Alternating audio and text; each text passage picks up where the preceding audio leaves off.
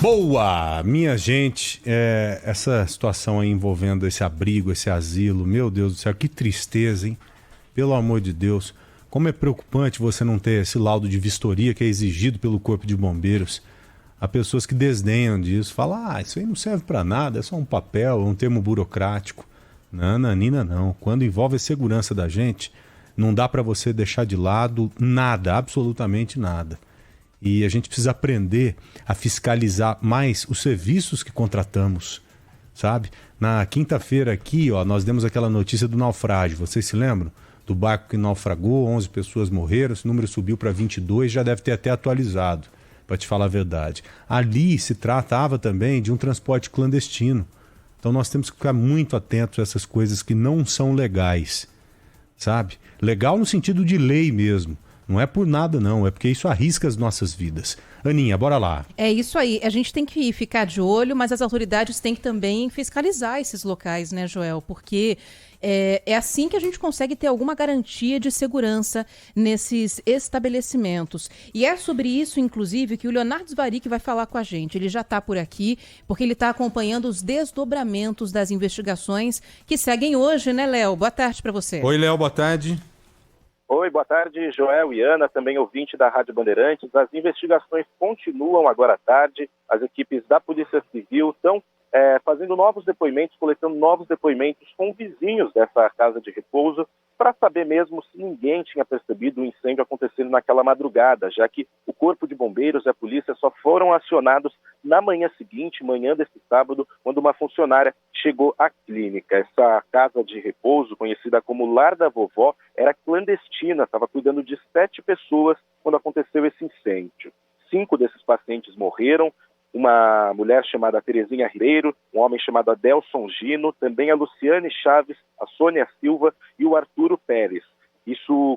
A morte dele já foi constatada logo na chegada dessa funcionária, que também encontrou o corpo de uma funcionária que estava no primeiro dia do emprego. Ao todo, 6 pessoas morreram nessa ocorrência. A polícia quer agora descobrir, além da origem do incêndio, também se esse estabelecimento seguia as normas de prevenção contra incêndio que são exigidas para esse tipo de estabelecimento.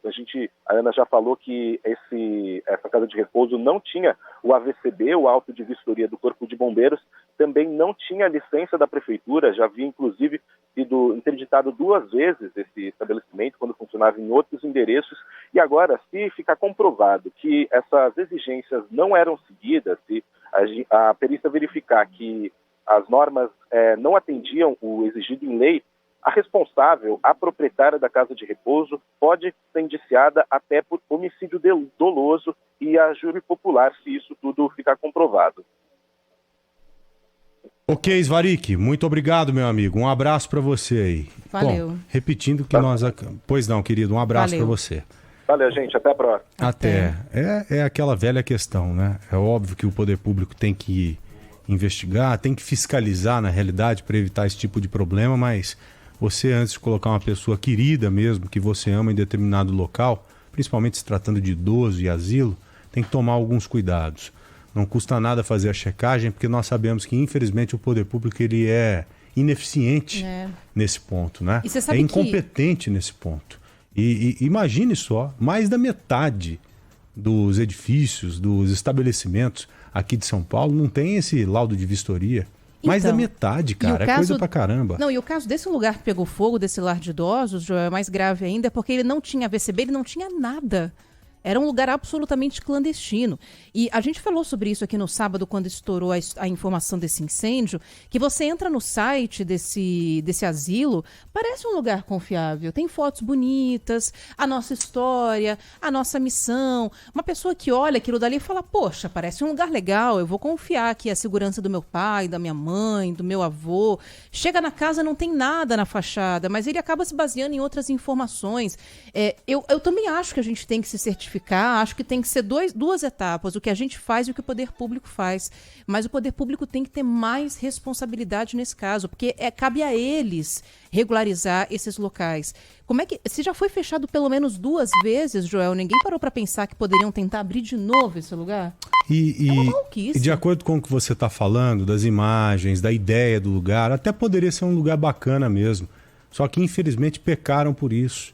Porque às vezes o bombeiro vai lá e fala, ó, legal, vocês estão fazendo um serviço, ou pretendem fazer um serviço muito legal, interessante, humano. Só que precisa disso aqui, ó. Vamos colocar uma saidinha aqui para melhorar? Vamos colocar um indicativo aqui, ó. Se precisar correr todo mundo ou tirar pessoas com dificuldade de mobilidade, pessoas até mesmo centenárias.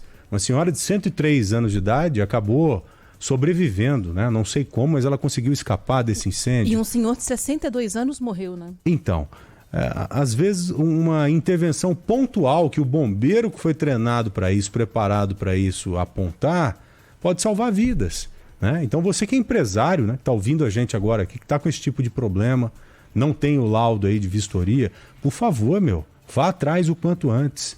Não é simplesmente um documento, não. Envolve muitas questões que estão diretamente ligadas à nossa segurança, das pessoas que trabalham nessas empresas, nesses locais. Então, infelizmente, aconteceu essa tragédia, que tem muito a ver mesmo, viu, com falta de atenção, com imprudência. Isso aí é imprudência. E quando você faz isso, você comete um crime. Já pensou os proprietários desse estabelecimento agora ter que carregar essas mortes todas no colo, sabendo que elas poderiam, talvez, ter sido evitadas? E eu espero que carreguem mesmo. Ninguém garante, ninguém hoje consegue garantir que se tivesse mesmo o laudo, com tudo definidinho ali, que algumas pessoas teriam sobrevivido a essa tragédia ou não. Então, a partir do momento que você está lidando com vidas, com pessoas, você tem que tomar todo o cuidado. Puxando de novo para aquela história lá de Belém, o barco que naufragou. A Marinha é um saco, Ana. Para você licenciar um barco para fazer transporte coletivo, é um saco, é uma rigidez inacreditável. Só que tudo isso é necessário. O cara da Marinha vai lá para fazer a fiscalização, ele fala, tem que puxar 3 centímetros a porta aqui. Aí você fica chateado, para não falar outra coisa, fala, é brincadeira, 3 centímetros aqui, o que vai mudar? Mas muda. Os caras são técnicos, são preparados para isso. Tudo que envolve segurança você tem que seguir à risca. Tem que levar em consideração mesmo o que o técnico está te dizendo. E lá não havia isso. Era mais um exemplo de transporte clandestino. Como há dezenas de barcos transportando clandestinamente pessoas por lá, e nós sabemos que lá o transporte fluvial é uma realidade. As pessoas são transportadas diariamente, em dezenas. Né? Embarcações carregam 100, 110, até mesmo 300 pessoas. E esses transportes clandestinos acabam carregando mais gente do que pode carregar. Né? Então a gente tem que aprender a tomar cuidado também com essas coisas. É mais barato? É igual o transporte de busão também, o clandestino. É mais barato, mas será que eu tenho segurança em estar dentro de um ônibus como esse? Eu tenho segurança em estar dentro de um barco como esse? Então tem que começar pela gente também, nesse tipo de coisa, sabe? Nessa questão.